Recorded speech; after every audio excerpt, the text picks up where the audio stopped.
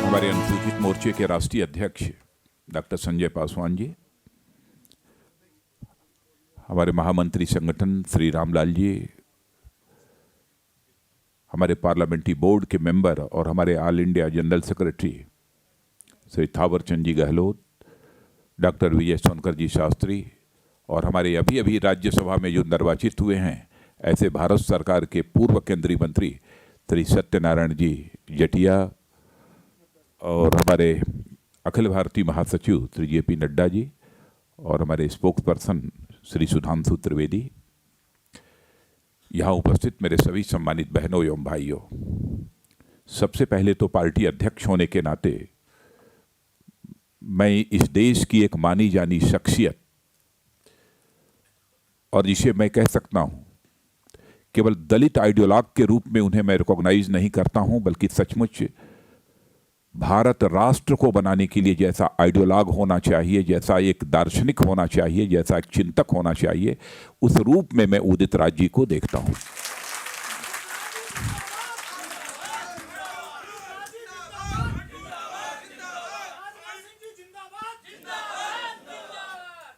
और आज से नहीं, बरसों से इनको मैं जानता हूं। उत्तर प्रदेश में भी इन्होंने बहुत प्रभावी भूमिका निभाई। वैसे तो बराबर अखिल भारतीय स्तर पर इनका दौरा और इनके कार्यक्रम चलते रहे। हमारा कोई बहुत नज़दीक का इनका संपर्क नहीं हो पाया था, लेकिन विगत कुछ वर्षों में हम लोगों की भेंट हुई है और हम लोगों की आपस में बातचीत भी हुई है। लेकिन मैंने देखा चिंतन की गहराई उदित राज जी के अंदर है। चिंतन की गहराई भी हो, फिर भी अहंकार न हो। मैं समझता हूं कि किसी भी मनुष्य के व्यक्तित्व की यह सबसे बड़ी विशेषता होती है। इनके अंदर मैंने अहंकार नहीं देखा है। और हमसे तो आवाज जा ही नहीं रही भाई, तो आ रही है। हमसे यदि कोई पूछे कि भारत को यदि सचमुच आप एक महान भारत बनाना चाहते हैं, सशक्त भारत बनाना चाहते हैं, स्वावलंबी भारत बनाना चाहते हैं, तो कैसे भारत बनेगा? तो हमको जो जवाब देना होगा तो दूंगा, लेकिन सामान्य किसी व्यक्ति से यदि आप बात करिए, पढ़े लिखे व्यक्ति से, तो वह यही कहेगा कि भारत का जब तक सोशियो इकोनॉमिक डेवलपमेंट नहीं होगा तब तक भारत एक सशक्त और स्वावलंबी भारत नहीं बन सकता है। लेकिन आपने देखा कि इस आजाद भारत में लंबे समय तक जिस कांग्रेस ने हुकूमत की, न तो भारत में सोशियो डेवलपमेंट हुआ और न तो इकोनॉमिक डेवलपमेंट हुआ, बल्कि सोशियो डिस्पैरिटी और इकोनॉमिक डिस्पैरिटी, सामाजिक और आर्थिक स्तर पर भी असमानता बढ़ी है। इसके लिए कौन सी पॉलिटिकल पार्टी जिम्मेदार है? सचमुच यदि हम भारत को सशक्त स्वावलंबी भारत यदि बनाना चाहते हैं, तो समाज का जब तक एक भी वर्ग आर्थिक और सामाजिक दृष्टि से पिछड़ा रहेगा अथवा आर्थिक और सामाजिक लाभों से वंचित रहेगा, तब तक भारत को एक सशक्त भारत बनाने की हमारी कल्पना कभी साकार नहीं हो सकती है। यह भारतीय जनता पार्टी की आज यह कोई विचारधारा पैदा हुई हो, ऐसा नहीं है। भारतीय जनता पार्टी जिस दार्शनिक अवधारणा, जिस आइडियोलॉजी को लेकर इस देश में काम कर रही है, उस आइडियोलॉजी को देने वाले पंडित दीनदयाल उपाध्याय ने यह आइडियोलॉजी देते समय भी उन्होंने अंत्योदय की बात कही। अंत्योदय, समाज की जो अंतिम सीढ़ी पर बैठा हुआ है, पहले उसका उदय होना चाहिए। यह भारतीय जनता पार्टी की दार्शनिक अवधारणा देने वाले पंडित दीनदयाल जी उपाध्याय ने कहा था। अंतिम सीढ़ी पर कौन बैठा हुआ है, यह देशवासियों को बतलाने की कोई आवश्यकता नहीं है। और भारत जैसे राष्ट्र को यदि हम सचमुच सशक्त और स्वावलंबी भारत राष्ट्र बनाना चाहते हैं, तो जहां तक समाज की जो अंतिम सीढ़ी पर बैठे हुए लोग हैं उनका सोशियो इकोनॉमिक डेवलपमेंट तो होना ही चाहिए, लेकिन साथ ही साथ भारत की एक विशेषता है, भारत की कल्चर, भारत की संस्कृति। और मैं दावे के साथ कह सकता हूं कि विश्व में सबसे श्रेष्ठ यदि कोई संस्कृति है तो वह केवल भारत की संस्कृति है। यह बात मैं दावे के साथ कह सकता हूं। लोग यह कहेंगे कि यह भारत की संस्कृति इतनी श्रेष्ठ संस्कृति कैसे बन गई? किसी एक जाति, किसी एक वर्ग अथवा किसी एक समूह के कारण ही भारत की संस्कृति इतनी सर्वश्रेष्ठ संस्कृति नहीं बन गई है, अथवा इतनी रिच कल्चर, इतनी समृद्धशाली संस्कृति नहीं बन गई है। मेरा जो अध्ययन है उस अध्ययन के आधार पर मैं कह सकता हूं, भारत की संस्कृति को समृद्धशाली बनाने में सबसे बड़ा योगदान यदि है तो हमारे दलित समाज के लोगों का सबसे बड़ा योगदान है। इस देश में आदि कवि यदि कोई कहलाया है तो दलित समाज के ही रहने वाले महर्षि वाल्मीकि ही आदि कवि कहलाने का उन्हें ही यह अधिकार प्राप्त हुआ है। कोई किसी जाति वर्ग का क्यों न हो, कौन ऐसा है जो महर्षि वाल्मीकि के प्रति सम्मान नहीं रखता है? वेदव्यास, जिन्होंने सारे महाभारत की रचना कर डाली, कौन थे? संत तुकाराम, संत रविदास, वाराणसी के रहने वाले, जिस जनपद का मैं रहने वाला हूं, वाराणसी के संत रविदास, महाराजा काशी नरेश एक बार उनकी झोपड़ी में गए, उन्हें जानकारी प्राप्त हुई कि उनके पास कोई ऐसी भगवान राम की प्रतिमा है जो सिद्ध प्रतिमा है, वह सोने की है, बहुत छोटी सी प्रतिमा थी। पहले तो उन्होंने बुलवाया, संत रविदास ने कहा कि मैं अपनी झोपड़ी और अपने राम को छोड़कर नहीं जा सकता हूं।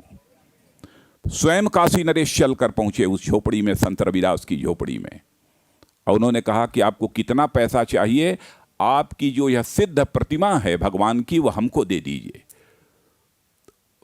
तो फिर उन्होंने पूरी तरह से जब नकार दिया तो उन्होंने कहा कि आपको जितना सोना चाहिए। कहते कहते बढ़ाते बढ़ाते कीमत लगाते लगाते राजा काशी नरेश इस सीमा तक पहुंचे, आपकी पूरी झोपड़ी को मैं सोने से भर दूंगा, लेकिन हमको केवल एक छोटी सी प्रतिमा दे दीजिए।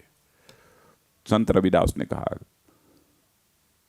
कि हमें धन नहीं चाहिए, हमें दौलत नहीं चाहिए, हमारी जिसके प्रति आस्था है, हमें श्रद्धा है, वही हमें चाहिए, इसी में हमारे जीवन की सार्थकता है। तो कोई यह समझता है कि समाज की अंतिम सीढ़ी पर बैठे हुए लोगों को केवल धन चाहिए, तो मैं ऐसा नहीं मानता। उसे धन भी चाहिए, उसे सम्मान भी चाहिए, केवल धन से काम नहीं चलेगा। उसे ज्ञान भी चाहिए, धन भी चाहिए, सम्मान भी चाहिए, ज्ञान भी चाहिए, और साथ ही साथ आत्मा भी उसकी बड़ी होनी चाहिए। आत्मा के बारे में मैं लोगों को बतलाता हूं कि आत्मा, मान लीजिए आत्मा कोई एक छोटा सा कोई एक सर्किल हो, एक वृत्त हो, तो इस सर्किल, इस वृत्त के सर्कमफेरेंस को, इसकी परिधि को बढ़ाते चले जाइए। स्वाभाविक है व्यक्ति का आनंद, व्यक्ति का सुख उसी रेशियो में बढ़ता चला जाएगा। और मैथमेटिक्स का मैं छात्र रहा हूं तो एक इक्वेशन भी लोगों को बतलाता हूं कि यदि मैथमेटिकल इक्वेशन में इसे कहना हो तो हम कह सकते हैं सर्कमफेरेंस ऑफ मन is directly proportional to the magnitude of सुख, मैग्नीट्यूड ऑफ आनंद। यानी इस आत्मा की परिधि यह सीधा समानुपाती होती है सुख की मात्रा के, आनंद की मात्रा के। यह किनके पास था? शायद आज लोगों को इस बात की जानकारी नहीं है। कैसे भारतीय जनता पार्टी, जो भारत को केवल एक महान राष्ट्र ही नहीं बनाना चाहती, बल्कि भारत को हम विश्व गुरु के पद पर आसीन करना चाहते हैं, हम कैसे इस यथार्थ को, इस सच्चाई को भूल सकते हैं? अछूत अछूत की बात कही जाती है। मैं आज इस उदित राज जी आज जो कार्यक्रम में सम्मिलित हुए हैं, इस कार्यक्रम के माध्यम से मैं सारे देश को संदेश देना चाहता हूं। अछूत यह शब्द किसी राजनीतिक पार्टी के डिक्शनरी में हो सकता है, लेकिन भारतीय जनता पार्टी के डिक्शनरी में अछूत शब्द नहीं है। हमारे यहां कोई यह शब्द नहीं है।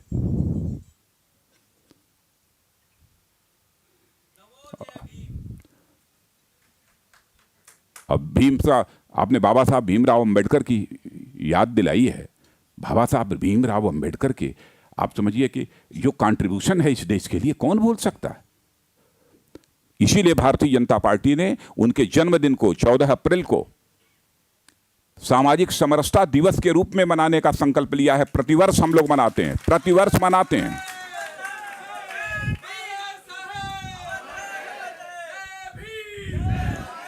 क्या कांग्रेस पार्टी इस बात का दावा कर सकती है कि बाबा साहब भीमराव अंबेडकर के जन्म दिवस को उनकी पार्टी एक उत्सव के रूप में और एक कार्यक्रम के रूप में मनाती है? बहनों भाइयों, बराबर इस हिंदुस्तान के दलित समाज को लोगों ने वोट बैंक माना है। हम आपको वोट नहीं मानते हैं, हम आपको इंसान मानते हैं। वोट नहीं मानते हैं, हम आपको इंसान मानते हैं। और हर इंसान के दिल के अंदर यदि हमारी तो भगवान के प्रति आस्था है, इसलिए मैं कहूंगा मैं भगवान मानता हूं।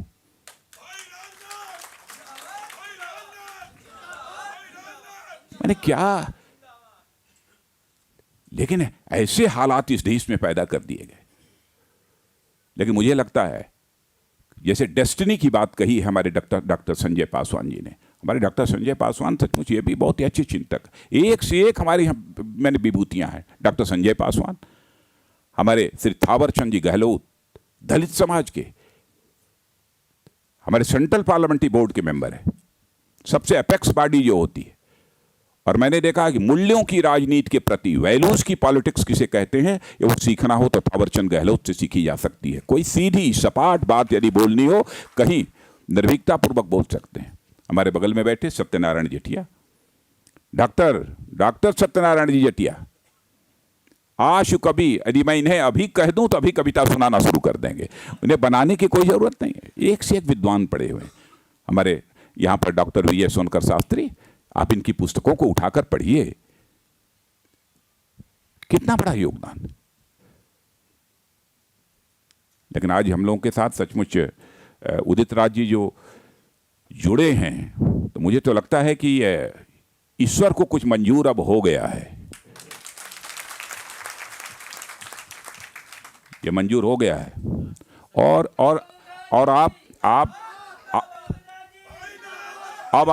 आप ये कहें, अब आप ये कहेंगे कि राजनाथ सिंह यह बात क्यों बोल रहे हैं कि ईश्वर को मंजूर हो गया होगा। देखिए, मैंने पहले कहा ना, मैं ईश्वर के अस्तित्व में विश्वास करता हूं। हमारी सबकी व्यक्तिगत अलग अलग, कोई करता है कोई नहीं करता, हमारी आस्था है। हम संत महात्माओं को भी में भी विश्वास करते हैं। संत महात्मा किसी का हो, किसी हिंदू हो, मुस्लिम हो, ईसाई हो, कोई भी हो, सबके प्रति हमारे मन के अंदर आदर भाव रहता है। तो कहा था इन्होंने, स्वामी विवेकानंद ने, महर्षि अरविंद ने कहा था, सॉरी मैं भूल रहा हूं, महर्षि अरविंद ने एक बार कहा था कि स्वामी परमहंस, जो स्वामी विवेकानंद जी के गुरु थे, कि स्वामी परमहंस के 175 वर्ष के बाद भारत एक दुनिया का सबसे सशक्त भारत, यानी जो ऐसा भारत जो विश्व गुरु के पद पर आसीन हो सकता है, ऐसे भारत के निर्माण की प्रक्रिया प्रारंभ हो जाएगी। यह बात महर्षि अरविंद ने कही थी, बहुत पहले कही थी। तो अब जब स्वामी परमहंस जी का जन्म देखते हैं और उसके 185 वर्ष कहा था ना, 175 वर्ष कहा था, 175 वर्ष बाद वो प्रारंभ होगा उस समय। तो उनका जो जन्म हुआ था उसमें 175 जोड़ते हैं तो वह 2012 बनता है। 2012 समाप्त हुआ, 2013 बस समाप्त ही हुआ है, तब तक उदित राज जी टपक पड़े। मुझे लगता है कि महर्षि अरविंद ने जो कुछ कहा था वो सच ही कहा था, सच कहा था। हम उसी दिशा में आगे बढ़ रहे हैं। और हमारे सभी राज्यों से जो आए हुए हैं हमारे इस समाज के नेता, हमारे मित्रों, शायद आप पहली बार भारतीय जनता पार्टी के कार्यालय में आए, पहली बार आप भारतीय जनता पार्टी के कार्यालय में आए। जी जी जी, बहुत अच्छा, बहुत बहुत बहुत अच्छा, बहुत अच्छा, बहुत अच्छा। नहीं, मैंने कहा कि आप लोग शायद पहली बार आए हैं, क्योंकि मैं जानता था पहली बार आए हैं, तो मैं अपना धर्म मानता हूं और सचमुच मुझे यह सुखद अनुभूति हो रही है कि अब महर्षि अरविंद ने जो कहा था अब सपना साकार होने जा रहा है। तो मैं अपनी तरफ से सभी राज्यों से आए हुए, सभी राज्यों से हमारे जो भी यहाँ पर हमारे दलित समाज के नेता, हम आपको केवल दलित समाज का नेता हम नहीं मानते, राष्ट्र का नेता हम आपको मानते हैं, पूरे देश का नेता मानते हैं। आप सब यहाँ आए हैं, इसलिए पार्टी का अध्यक्ष होने के नाते मैं अपनी तरफ से आप सभी का हार्दिक अभिनंदन करता हूँ, आप सभी का मैं स्वागत करता हूँ। और हाँ, नहीं बिल्कुल। और इस समय फिलहाल अभी चुनाव का समय है, 2-2-2.5 महीने के बाद जो होना होगा वो सब तो करेंगे ही हम लोग, इसमें भी जो करना होगा करेंगे, लेकिन फिलहाल मैं समझता हूं कि काम ये अधूरा रह जाएगा। हम अपने उदित राज जी को भारतीय जनता पार्टी का राष्ट्रीय कार्यकारिणी का सदस्य तो तुरंत मैं मनोनीत करता हूं।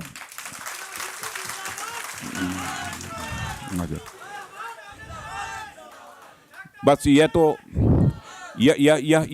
तो एक सांकेतिक है, यह तो मैंने सिग्नल दिया है। और मित्रों, आप लोगों ने देखा कि भारतीय जनता पार्टी समय के साथ ही चीज़ें होती हैं। सोचते तो हम लोग बहुत पहले से थे कि ये होना चाहिए, वो होना चाहिए, कैसे यह समाज अपने नज़दीक आए। और एक हमारी संस्था है, उसमें आपको जानकर आश्चर्य होगा, जिसका कोई स्वयंसेवक मैं भी हूँ, यह कहने मुझे कोई हर्ज नहीं है, राष्ट्रीय स्वयंसेवक संघ। उस राष्ट्रीय स्वयंसेवक संघ ने भी कई ऐसी शाखाएं बनाई हैं कि हम अपने दलित समाज के लोगों को कैसे उनका कैसे अधिकतम योगदान राष्ट्र निर्माण में हो सके, उनका उत्थान कैसे हो सके, उन्होंने अलग से बनाई है। मुस्लिम समाज को कैसे जोड़ सकते हैं, जिस राष्ट्रीय स्वयंसेवक संघ का नाम लेकर नफरत पैदा करते हैं हमारे मुस्लिम समाज के अंदर, उस मुस्लिम समाज के लोगों के अंदर के मन के अंदर भी पैदा हुए भ्रम को दूर करने के लिए यदि किसी ने अलग से एक संस्था बनाई है तो राष्ट्रीय स्वयंसेवक संघ ने बनाई है। आप हमारे दिल की तड़पन को समझ सकते हैं। जब लोग तरह तरह की बातें भारतीय जनता पार्टी के बारे में कहते हैं तो हम लोगों को कितनी बेहद पीड़ा होती होगी। जाति, पंथ, मजहब, ये सब सारी धर्म, ये सब सारी बातें तो दूर हैं। हमारी राजनीति का आधार ही इंसाफ और इंसानियत है, जस्टिस एंड ह्यूमैनिटी। यही हमारी राजनीति का आधार है। अब इसको बोलना होगा तब ये बोलेंगे जो मुझे करना था कर दिया था। ये जो मैंने मुख्यमंत्री रहते हुए किया था उसकी बात इन्होंने दिया। तो अभी आप लोगों को जानकारी प्राप्त हुई होगी कि रामदास जी अठावले, हमारे महाराष्ट्र के रामदास जी अठावले को हम लोगों ने भारतीय जनता पार्टी के कोटे से राज्यसभा में भेजा है। मैंने ये संकेत है, इसको मैं परफेक्ट नहीं मानता हूँ कि नहीं, जो होना चाहिए एकदम बिल्कुल सब कर डाला है। बहुत कुछ करने की ज़रूरत है। हमारे डॉक्टर सत्यनारायण जी जटिया अभी राज्यसभा में गए हैं भारतीय जनता पार्टी में, और हमारे श्री थावर चंद जी गहलोत तो राज्यसभा में हैं ही।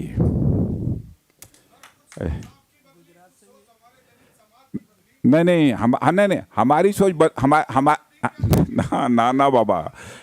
ना बाबा, हमारी सोच बदली नहीं। हमारी सोच प्रारंभ से ऐसी थी, लेकिन हम लोगों के चित्त में यह बात बैठा नहीं पाए थे। अब ऐसे लोग यदि आ गए हमारे पास, उदित राज जी जैसे लोग, और ये सब हमारे जटिया जी, थावर चंद जी गहलोत, डॉक्टर पासवान, डॉक्टर विजय सोनकर शास्त्री, तो अब हमको विश्वास है कि हमारी जो सोच है, हम उस सोच का जो एक सही संदेश लोगों तक पहुंचाना चाहिए, वो संदेश पहुंचाने में हमें पूरी तरह से कामयाबी हासिल होगी, मेरा पूरा विश्वास है। इन्हीं बहुत नहीं करेगा, बिना उसके होगा ही नहीं, बिल्कुल पक्का है, इसमें कहीं दो मत नहीं है।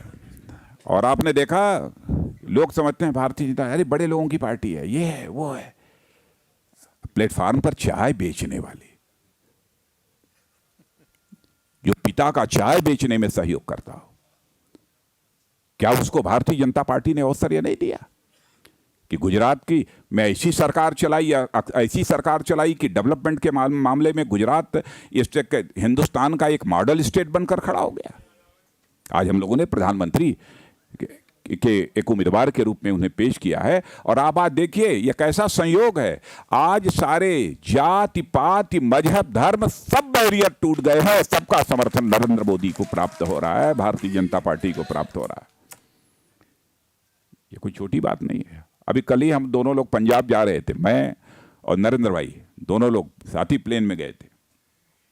मैंने चर्चा किया, उदित राज जी आने वाले हैं। उदित राज जी आने वाले हैं? हाँ, आने वाले हैं। आ गए उदित राज जी, बैठे हैं। उनको भी खुशी हुई इस बात की। तो उदित राज जी, आपका बहुत बहुत धन्यवाद। आप बस इसी भाजपा परिवार के आप सदस्य हैं, इसी भाजपा परिवार के आप सदस्य हो गए और आप समझिए अब यहीं रहेंगे जब तक कि भारत हमारा यह महान भारत नहीं बन जाएगा, दुनिया का शक्तिशाली भारत नहीं बन जाएगा। और मैं तो केवल आर्थिक दृष्टि से ही भारत को सशक्त भारत नहीं बनाना चाहता हूं, बल्कि आध्यात्मिक दृष्टि से भी भारत को एक सशक्त भारत बनाना चाहता हूं। बस इन्हीं शब्दों के साथ मैं पुनः आप सबका स्वागत करता हूं, अपने उदित राज जी का भी स्वागत करता हूं और आप सबको बहुत बहुत धन्यवाद।